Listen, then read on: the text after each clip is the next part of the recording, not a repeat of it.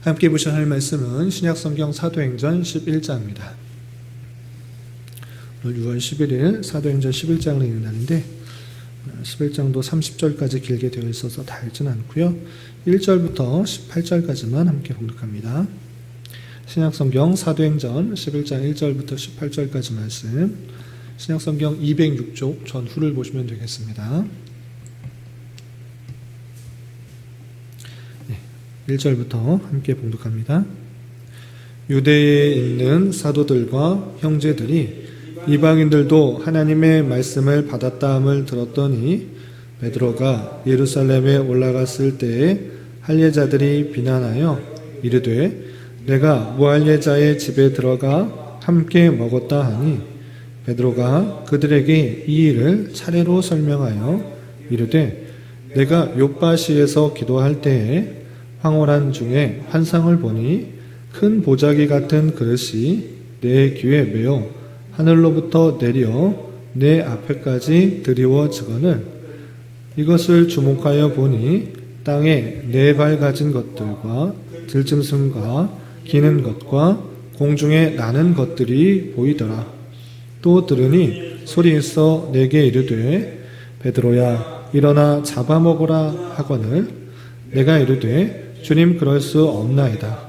속되거나 깨끗하지 아니한 것은 결코 내 입에 들어간 일이 없나이다 하니 또 하늘로부터 두 번째 소리 있어 내게 이르되 하나님이 깨끗하게 하신 것을 내가 속되다고 하지 말라 하더라. 이런 일이 3번 있은 후에 모든 것이 다시 하늘로 끌려 올라가더라. 마침 3사람이 내가 유숙한 집 앞에 서 있으니 가이사랴에서 내게 보낸 사람이라. 성령이 내게 명하사 아무 의심 말고 함께 가라 하시매 이 6 형제도 나와 함께 가서 그 사람의 집에 들어가니 그가 우리에게 말하기를 천사가 내 집에 서서 말하되 내가 사람을 욥바에 보내어 베드로라 하는 시몬을 청하라. 그가 너와 내 온 집이 구원받을 말씀을 내게 이르리라 함을 보았다 하거늘 내가 말을 시작할 때 성령이 그들에게 임하시기를 처음 우리에게 하신 것과 같이 하는지라. 내가 주의 말씀에 요한은 물로 세례를 베풀었으나 너희는 성령으로 세례를 받으리라 하신 것이 생각나더라. 그런즉 하나님이 우리가 주 예수 그리스도를 믿을 때에 주신 것과 같은 선물을 그들에게도 주셨으니 내가 누구이기에 하나님을 능히 막겠느냐 하더라. 그들이 이 말을 듣고 잠잠하여 하나님께 영광을 돌려 이르되 그러면 하나님께서 이방인에게도 생명 얻는 회개를 주셨도다 하니라. 아멘. 감사합니다. 오늘 말씀 읽은 본문은 사도행전 11장입니다. 우리가 계속해서 사도행전을 통해서 살펴보는 것은 예수님께서 부활승천하실 때에 제자들에게 하신 말씀, 그 말씀이 어떻게 신실하게 이루어지고 있는지를 계속 살펴볼 수가 있는 것입니다. 그러니까 부활승천하시면서 제자들에게 하셨던 말씀, 너희가 성령을 받으면 예루살렘과 온 유대와 사마리아와 땅끝까지 이르러 내 증인이 되리라 하셨던 그 말씀이 실제적으로 순차적으로 이루어지는 것이 사도행전에 기록되고 있는 것입니다. 정말 약속하셨던 성령님께서 오순절 마가다락방에 임하게 되었고 성령 그 강림 사건으로 말미암아 성령이 충만한 그 제자들과 또 많은 사람들이 이곳저곳에서 복음을 전파하는 것입니다. 그럼에도 불구하고 예루살렘에 모여 있었기 때문에 그 예루살렘 교회를 핍박하는 것을 통하여서 그 모여있던 제자들과 또 성도들이 흩어지게 되고 그 흩어지는 계기로 말미암아 계속적으로 온 유대와 사마리아에 복음이 전파되는 것을 살펴볼 수가 있는 것입니다. 그런 가운데 어제 읽었던 사도행전 10장에서는 어떤 내용이 있었는가? 가이사랴에 있는 이달리아 백부장, 이달리아 군대 백부장이 복음을 전파받고 또 세례를 받아 성령을 받고 세례를 받는 그 모습을 살펴볼 수 있었습니다. 그때까지만 해서도 온 유대와 사마리아에 이르러서 복음을 전파할 때 사람들은 생각했던 것입니다. 그 흩어져 있는 전역에 있는 그 사람들 중에 혈육적 유대인들이 아직 예수 그리스도를 모르니 예수가 그리스도이라는 것들을 알려주어 복음을 받고 또 성령을 받고 또 구원을 받게 하려는 그 자세가 있었던 것입니다. 그런데 이 베드로가 혈육적 유대인이 아닌 이달리아 군대 백부장 고넬료에게 가서 식사도 하고 또 복음도 전하고 세례를 베풀었다라는 그 소식을 이제 예루살렘에 있었던 사람들이 듣게 된 것입니다. 그러할 때 우리는 너무나 익숙하고 자연스러운 이야기지만 그때 당시의 유대인들로서는 도저히 상상할 수가 없는 것입니다. 그때 당시 유대인들은 시오니즘, 선민의식이 아주 강했던 것입니다. 우리만이, 혈육적 우리만이, 아브라함의 자손만이 하나님의 백성이다라는 그 의식이 너무나 강했는데 어떻게 이방 사람에게 복음을 전하고 또 함께 교제할 수 있는가라고 해서 그 베드로를 힐난하고 또 책망하려고 하는 그 모습 가운데 있는 것입니다. 그럴 때 베드로가 어떻게 이 문제를 해결하고 있는지 오늘 11장의 내용을 통해서 좀 살펴보도록 하겠습니다. 우선 11장 1절에서 보면 유대에 있는 사도들과 형제들이 이방인들도 하나님의 말씀을 받았다함을 들었더니 이방인 특별히 어제 읽었던 고넬료가 확실히 베드로를 통해서 복음을 전파하는 사실들을 들었던 것입니다. 그럴 때 어떻게 반응했는가? 2절 보면 베드로가 예루살렘에 올라갔을 때 할례자들이 비난하였다는 것입니다. 우리는 너무나 복음을 전하는 것, 어느 누구든지 복음을 전할 수 있는데 그때 당시만 해도 이런 것이 상당히 비난받을 만한 것이었습니다. 이방인들은 하나님의 백성이 아니기 때문에 그들과 식사하는 것조차 그것도 금하고 또 조심스럽게 생각했는데 그들에게 복음을 전했다라는 것을 통하여서 할례를 받았던 율법을 잘 지켰던 그런 사람들로부터 베드로가 비난을 받았던 것입니다. 특별히 3절에 보면 이르되 내가 무할례자의 집에 들어가 할례를 받지 않은 집에 들어가 하나님의 백성이 아닌 사람에게 들어가 함께 먹었다 하니 비난하는 것입니다. 어떻게 베드로 예수님의 제자라는 사람이 할례 받지 않은 사람에게 이방인들과 함께 어울리면서 세속화될 수 있느냐라고 힐난하는 것입니다.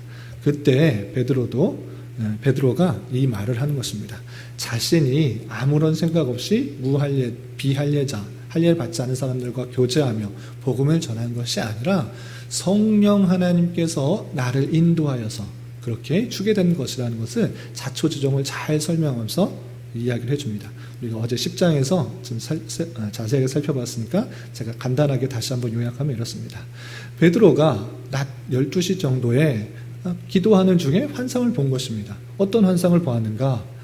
보자기 같은 것이 하늘에서 내려오는데 거기에서 먹지 못할 그런 부정한 짐승들이 가득 담겨 있는 것이 내려오는 것을 본 것입니다. 그런데 그냥 내려온 것이 아니라 하늘에서 소리가 들려 있어서 이것을 내가 먹으라라고 하는 것입니다. 그럴 때 베드로는 유대인이기 때문에 율법을 잘 하려고 하는 사람이었기 때문에 부정한 동물을 먹을 수 없습니다라고 거절하게 됩니다. 그러나 하늘에서는 내가 깨끗하게 하였으니 너가 부정하다 하는 것은 옳지 않다. 그것을 먹으라라고 말합니다. 그러나 베드로는 그것을 먹을 수 없다라고 계속적으로 부정하게 됩니다. 이 일이 3번씩이나 반복되었음에도 불구하고 베드로는 그것을 먹을 수 없다 강경한 입장을 취하게 됩니다. 그런데 왜 이 환상이 보여졌는가? 왜 이것을 자꾸 먹으라는 그런 하늘에서 음성이 나타나시는가? 라고 궁금하던 차에 마침 자신을 찾는 가이사랴에서 온 3사람들이 왔다라는 소식을 듣게 됩니다. 그리고 3사람이 자신을 청하여서 고넬료라는 사람의 집으로 오라라는 그 소식을 들을 때 갑자기 이방인이 나를 왜 부르는가? 나를 해하려고 하는가? 우리를 다스리고 통치하는 백부장이 나를 해하려고 하는 것은 아닌가? 두려울 수도 있었을 것입니다. 그런데 성령님께서 베드로에게 걱정하지 말고 두려워하지 말고 그들과 함께 가라라는 음성을 듣고 또 가게 된 것입니다. 거기 가서 고넬료를 만나니 고넬료가 또 하는 소리를 듣는 것입니다. 나도 환상을 본 것입니다. 환상 속에서 주의 천사가 나타나서 욥바에 있는 베드로라 하는 시몬에 가서 데려오고 복음을 듣고 이 가족 가운데 너희들 가운데 구원이 임하게 하라 라는 소식을 듣고 내가 사람들을 청하여서 당신을 오게 한 것입니다. 이렇게 말하게 된 것입니다. 그래서 이 모든 것들이 성령 하나님께서 인도하여 주신 것이고 성령 하나님께서 혈육적 유대인뿐만 아니라 이방인에게도 복음이 전파되고 또 복음을 듣게 하심으로 말미암아 성령을 받고 또 구원을 받게 하려는 것이다 라는 것을 깨닫게 된 것입니다. 그래서 15절 보면 말을 시작하게 되고 복음을 전파하게 되고 성령이 그들에게 임하시기를 처음에 우리에게 하신 것 같이 하는지라 했습니다. 우리도 성령을 받아서 놀라운 일들을 행하지 않았느냐? 마치 그것과 같이 그 고넬료와 그의 가족들에게도 그렇게 성령이 임하게 되었다라고 이렇게 말을 하게 됩니다. 그리고 마지막으로 그들에게 이렇게 말합니다. 17절 보면 그런즉 하나님이 우리가 주 예수 그리스도를 믿을 때에 주신 것 같은 선물을 그들에게도 이방인들에게도 주셨으니 내가 누구에게 하나님을 능히 막겠느냐 하더라 이렇게 말합니다. 내가 하나님께서 하시고자 하는 것을 막을 수 있느냐? 내가 그런 사람이냐? 그럴 수 없는 사람이다. 하나님께서 하시고자 하는 것, 그것은 이방인에게도 성령을 주고 하나님의 택하신 백성이 되게 하는 그런 놀라운 은혜를 허락하셨는데 내가 어떻게 그것을 막을 수 있느냐? 성령 하나님께서 나를 인도해 주신 것이고 또한 고넬료에도 성령 하나님께서 인도해 주신 것이다. 이 모든 것이 하나님의 뜻이고 하나님의 일하심인데 내가 누구인데 그것을 막겠느냐라고 이것을 막을 수가 없는 것이고 이것은 하나님께서 하신 것이다 라는 것들을 그 모인 그 사람들 힐난하는 그 사람들에게 자세히 알려주게 됩니다. 그러자 비로소 그들이 깨닫게 된 것입니다. 혈육적 유대인들만 하나님께서 택하신 백성이 아니라 이방인에게도 택하신 백성이 있구나. 이방인에게도 복음이 전파되어서 예수를 그리스도라 믿고 구원을 얻게 되는 그 놀라운 일들이 일어나게 된다는 것을 이제 깨닫게 된 것입니다. 그래서 18절 어떻게 고백했는가? 18절 보면 그들이 이 말을 듣고 잠잠하여 하나님께 영광을 돌려 이르되 그러면 하나님께서 이방인에게도 생명 얻는 회개를 주셨도다 하니라 라고 하는 것입니다. 이제 깨닫게 된 것입니다. 자신들은 유대인이기 때문에 하나님의 백성이고 하나님의 자녀가 되는 권세를 받았다라고 계속적으로 생각하고 있었는데 이제 오순절 마가다락방의 성령 강림 사건으로 말미암아 혈육적 유대인뿐만 아니라 이방인에게도 복음이 전파되고 생명을 얻게 되는 회개가 임하게 되고 또 구원받게 되는구나를 이제 비로소 깨닫게 되는 것입니다. 그래서 어떤 일들이 생겼는가? 복음이 전파되어서 가장 먼저 이방 지역 중에 하나인 안디옥, 그 안디옥에 이방 사람들로 채워지는 그 교회가 세워지게 되는 것입니다. 그래서 19절부터 30절까지 보시면 안디옥이라는 지역에 이방 지역인데 유대 지역 아니고 훨씬 더 예루살렘으로부터 상당히 북쪽에 있는 그런 지역인데 그곳에 이방인들에게 복음이 전해지고 그 이방인의 교회 안디옥 교회가 세워지는 장면이 나오게 됩니다. 그 내용을 좀 살펴보면 19절 그때 스데반의 일로 일어난 환란으로 말미암아 흩어진 자들이 베니게와 구브로와 안디옥까지 이르러 유대인에게만 말씀을 전하는데 이때 흩어질 때 여전히 어떤 모습 가운데 있었는가? 흩어졌음에도 불구하고 유대인들에게만 그렇게 복음을 전하는 그런 모습이었습니다. 그러나 어떻게 바뀌었는가? 20절 그 중에 구브로와 구레네 몇 사람이 안디옥에 이르러 헬라인에게도 말하여 주 예수를 전파하니 이제 헬라인에게도 말을 하게 된 것입니다. 혈육적 유대인뿐만 아니라 헬라인에게도 복음을 전하여 예수를 전파하여서 그들이 믿게 되는 일들이 일어나게 됩니다. 그래서 어떻게 되는가? 21절 주의 손이 그들과 함께 하심에 수많은 사람들이 믿고 주께 돌아오더라 했습니다. 처음에는 유대인들에게만 전했지만 이제 이방인들에게도 하나님께서 임하신다. 이방인들에게도 회개케 하시고 하나님의 자녀로 부르신다라는 것들을 깨달았기 때문에 헬라인에게도 복음을 전하고 주의 손이 함께 하심으로 말미암아 회개하고 주께로 돌아오는 사람들이 많아진 수많은 사람들이 돌아오는 그 일들이 있게 된 것입니다. 그래서 안디옥 지역에 수많은 사람들이 주께 돌아와서 감당하고 하나님의 말씀을 더욱더 체계적으로 잘 배워야 됐기 때문에 예루살렘에서 사람을 파송해서, 제자를 파송해서 그 교회를 잘 세울 수 있도록 이렇게 하는 것입니다. 그래서 22절 보면 예루살렘 교회가 이 사람들의 소문을 듣고 바나바를 안디옥까지 보내니, 바나바를 예루살렘 교회에서 안디옥에 보낸 것입니다. 사람들, 성도는, 믿는 사람들은 많아졌지만 그들을 계속적으로 목회하고 또 성경 말씀을 가르쳤기 때문에 예루살렘 교회에서 선교사를 파송한 것입니다. 그 사람이 누구인가? 바나바인 것입니다. 바나바는 어떠한 사람인가? 24절 보면 바나바는 착한 사람이요 성령과 믿음이 충만한 사람이라.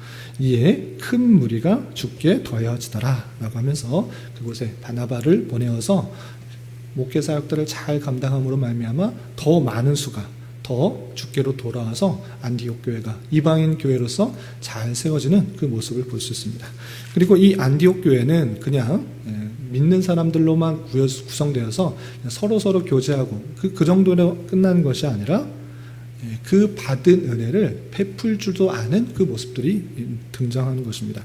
어떤 일이 있었는가? 29절 보면 28절, 29절 같이 보겠습니다. 28절 보면 그 중에 아가보라는 한 사람이 일어나 성령으로 말하되 천하에 큰 흉년이 들리라 하더니 글라우디오 때 그렇게 되니라 라고 썼습니다. 예루살렘에서 안디옥에 이뤘을 때 안디옥에 아가보라는 사람이 있었는데 어떤 말을 했냐면 천하에 온 지역에 큰 흉년이 들 것이다 라는 그런 말을 했는데 정말 그 흉년이 일어난 것입니다. 언제인가 글라우디오 황제 때 그렇게 큰 흉년이 든 것입니다. 그러므로 말미암아 많은 사람들이 가난해졌던 것입니다. 그 가난이 또 어디가 특별히 심했는가? 예루살렘 교회가 특별히 심했던 것입니다. 그래서 이 안디옥 교회가 어떤 모습을 보이는가? 29절 제자들이 각각 그 힘대로 유대에 사는 형제들에게 부조를 보내기로 작정하고 30절 이를 실행하여 바나바와 사울의 손으로 장로들에게 보내니라 그랬습니다. 이 안디옥 교회도 마찬가지로 어렵고 힘들었을 것입니다. 그러나 예루살렘 교회의 소식들을 들었으니 너무나 더 힘든 것입니다. 이거 청 흉년이 들어서 많이 어렵고 힘들다라는 소식을 들어서 이 안디옥 교회의 이방인 교회지만 이 예루살렘 교회 소식을 듣고 모른 척하는 것이 아니라 모두가 하나님의 교회다 생각하면서 부조를, 도움을 모아서 장로들에게 보내는 그 장면이 나타나게 된 것입니다.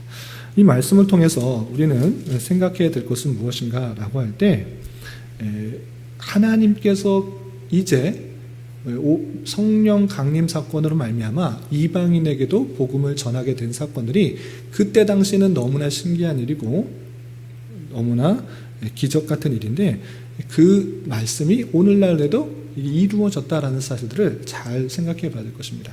그래서 어제 금요기도의 시간에도 잠깐 말씀드렸는데 어떤 신비한 것들이 기적이 아니라 2000년 전에 있었던 그 예루살렘에 있었던 복음이 2000년 후에 이곳 나에게까지 복음이 전해져서 예수님을 믿게 된 것, 그것이 참 놀라운 일이고 참 큰 기적이다라고 생각할 수가 있는 것입니다.